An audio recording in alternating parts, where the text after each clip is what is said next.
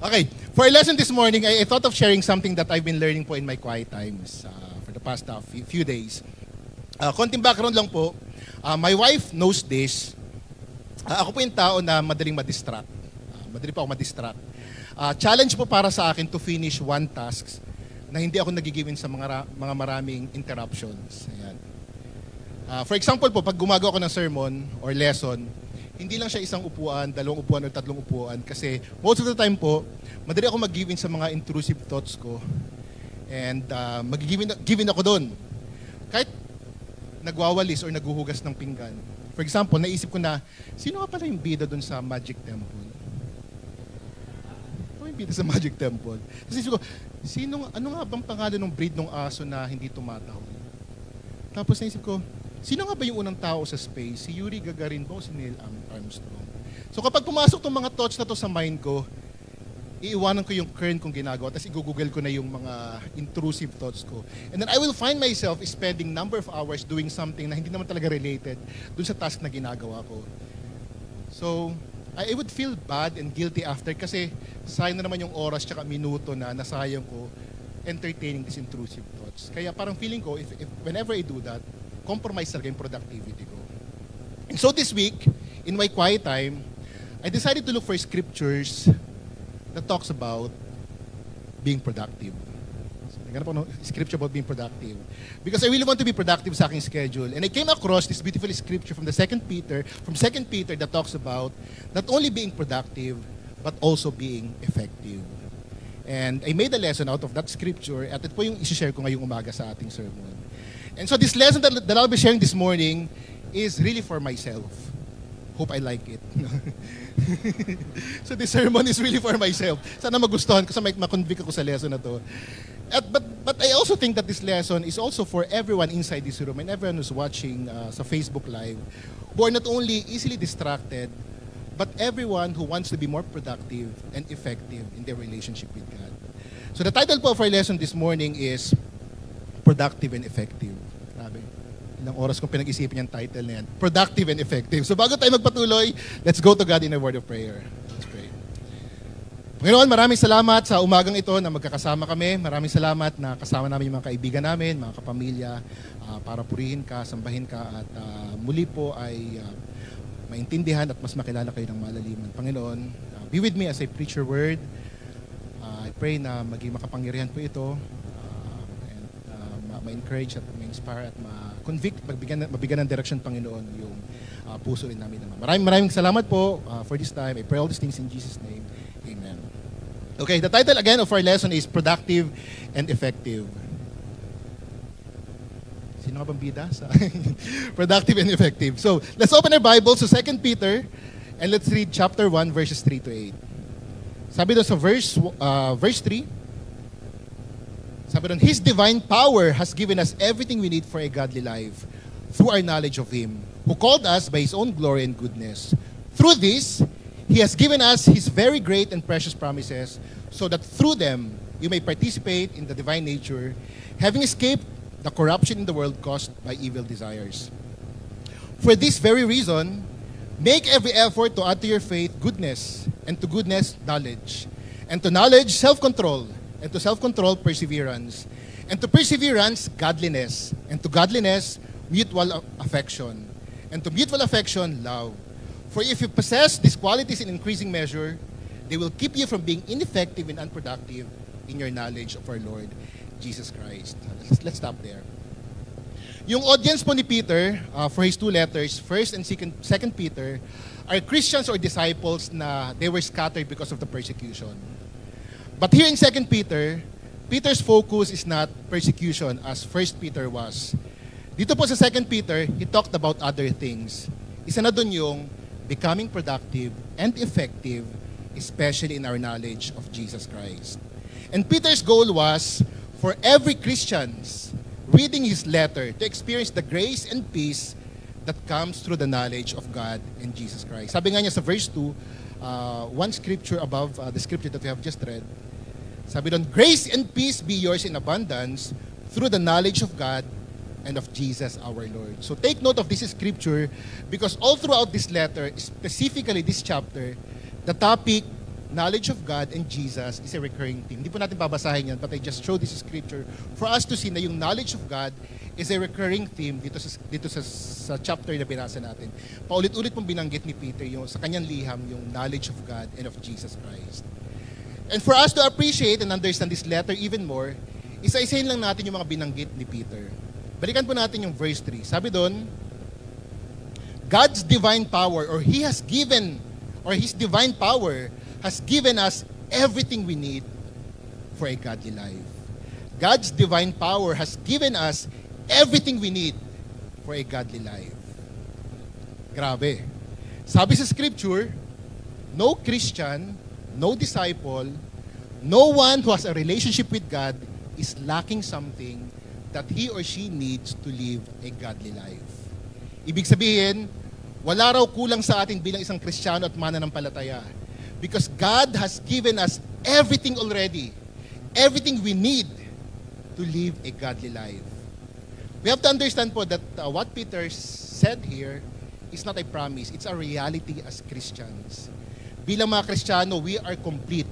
All of us are fully equipped. Regardless if you're the oldest or you're the youngest Christian, all of us are recipients of the essentials we need for life and godliness. Isn't it amazing, mga kapatid, to be reminded that we have everything we need already to live a godly life? Personally po, this is a great reminder and encouragement for me kasi growing up po, even now, I have this feeling na I am deprived with a lot of things. Kasi I grew up na parang feeling ko I am deprived with a lot of things. Growing up na walang electricity sa bahay, growing up na hindi ako natutong mag-basketball, hindi ako natutong mag-bike, tapos hindi ako nakagraduate sa university na gusto kong pag-graduatean. We only had 10 guests during our wedding kasi pandemic. And now that we're married, mukhang dinideprive pa rin ni God yung mga desires ko, especially yung desire ko na maging tatay sa aking sariling anak. So parang pakiramdam ko talaga, deprived ako ni God with the things that will make me happy. But reading this scripture, I was reminded na, there are things, a lot of things that can make me happy na wala ako.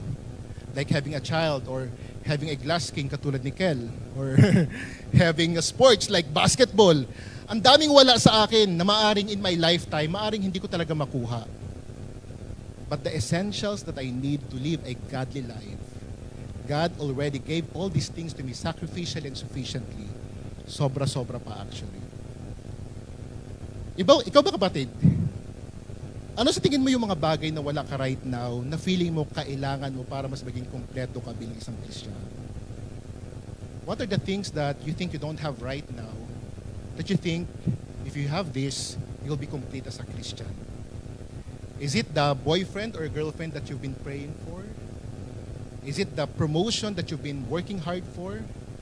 Is it the recognition that you deserve to hear after all the sacrifices that you have done? Yes, these things can make us happy. These things can encourage us. But remember, if you're a Christian right now, you have already the essentials you need for life and godliness. And probably, the things that you're running after are actually the things that might hinder you from living the life and godliness that God is wanting you to have or live. In John 14, verse 27,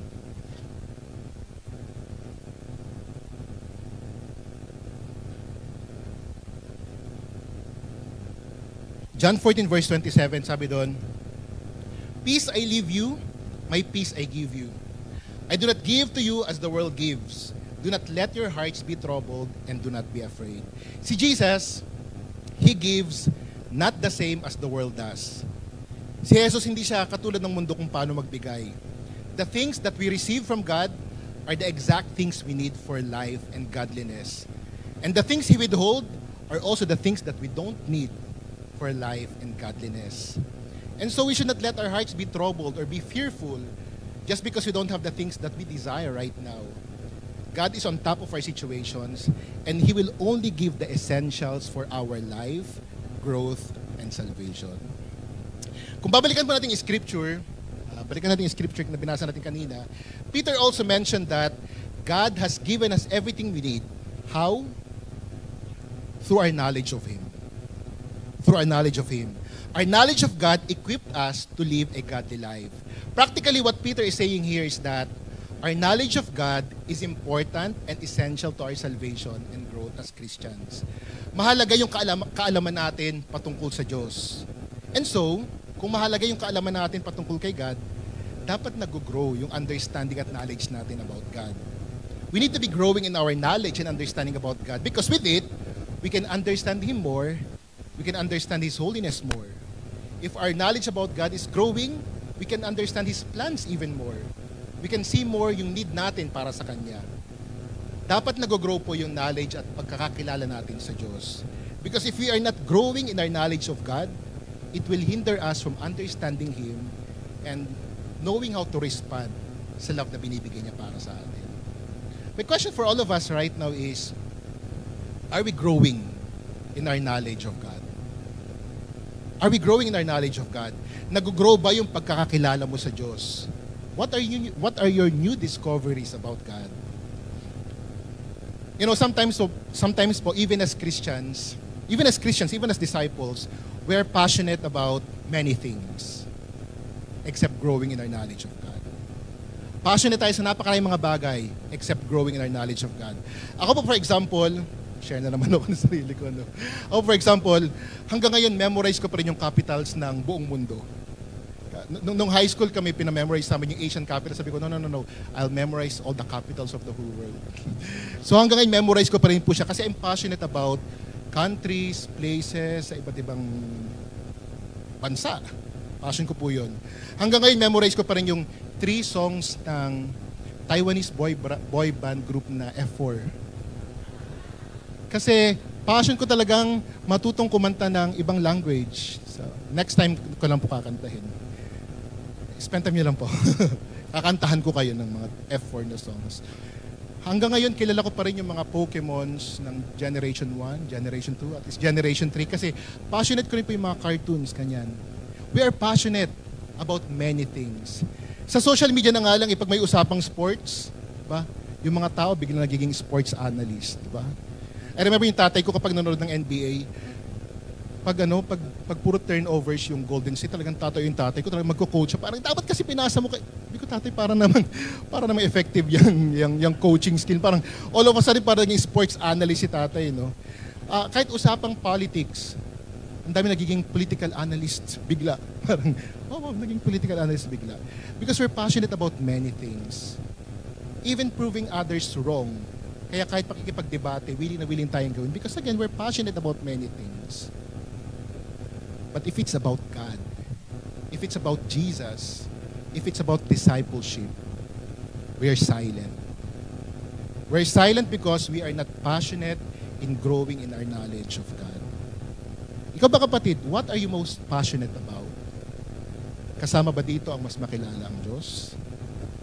Ako po, grateful ako sa church because aside from the Bible, we have a lot of ways and resources for us to learn and get to know God even more. We have APLA. Na by the way, share ko lang po, si Nathan Kakatian, a very young campus disciple natin, flew alone, courageously sa Davao, just to learn more about the Bible. Mag-isa lang po siyang lumipad papuntang Davao for the first time, just to learn more about God sa APLA. And aside from APLA, we have Teaching Tuesdays, and we have our very own teaching devos, courtesy of our beloved teacher and my good friend, Romel Casis. Yeah, meron tayong teaching devo.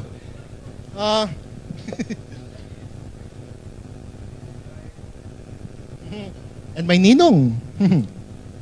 So meron tayong teaching devos. And sakto because for the past 2 teaching devos, Kuya Romel is teaching about God and His character. Di ba nakaka-amaze na parang our teaching devos, ang topic is about God and His attributes. And personally ako po, it's helping me to get to know God and understand Him even more. Like the topic last Wednesday, attributes of God. So when Kuya Romel shared about God being omniscient, God being perfect in knowledge, I was so encouraged, especially sa pinapagdaanan ng mag-asawa na nasa waiting journey kami na magbuntis si Jassy. Knowing that God is perfect in knowledge, parang it encourages me na si God, He is on top of my situation and He knows better than I do. Parang kahit gustong-gusto magka-baby, God, He is omniscient. He knows better than I do. Ikaw ba kapatid, what have you been learning about God And how is it helping you in your relationship with Him? My challenge for all of us is, as we strive to become sport analysts, political analysts, economists, as we strive to learn more about these things of lesser significance in our relationship with God, let's be more passionate in growing in our knowledge of God. Let's grow in our knowledge of Him as we read the Bible more. Let's grow in our knowledge of Him as we spend longer time in our prayers or prayer togethers and through fellowship with the disciples. Because again, our knowledge of God is important and essential to our salvation and growth as Christians. Let's keep on reading po sa verse 5. Sabi doon, "For this very reason, make every effort to add to your faith goodness, and to goodness knowledge, and to knowledge self-control, and to self-control perseverance, and to perseverance godliness, and to godliness mutual affection, and to mutual affection love. For if you possess these qualities in increasing measure, they will keep you from being ineffective and unproductive in your knowledge of our Lord Jesus Christ." There's a lot of things po that we can learn from this scripture that we have just read. But first, I just want to say na don't be confused dun sa word na add. Don't be confused dun sa word na add. That doesn't mean na we must fully have one spiritual trait or character first before we can add the next one. Hindi po siya parang, okay, tapos ko na yung faith, goodness naman. Hindi po ibig sabihin niyan ganun. If we're going to read other versions, instead of using the word add, other versions use the word supplement or join one trait to the next trait. So ibig po sabihin nito, as Christians, it is expected for all of us to be growing in all of the 8 traits na minention ng Bible. Sabi doon, faith, goodness, knowledge, self-control, perseverance, godliness, mutual affection, and love. Hindi yung, okay, natutunan ko na yung faith, may chance na ako na matutunan yung goodness, or tapos next na knowledge. Hindi po ganun. We need to be growing in all these 8 traits. Talking about these 8 traits, talking about that traits na minention sa 2 Peter, ano sa tingin niyo yung kilala ka na meron ka na ganitong trait? Yan.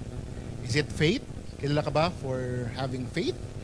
Or is it goodness? Or in other versions, virtues or virtue, which means behavior showing higher moral standards.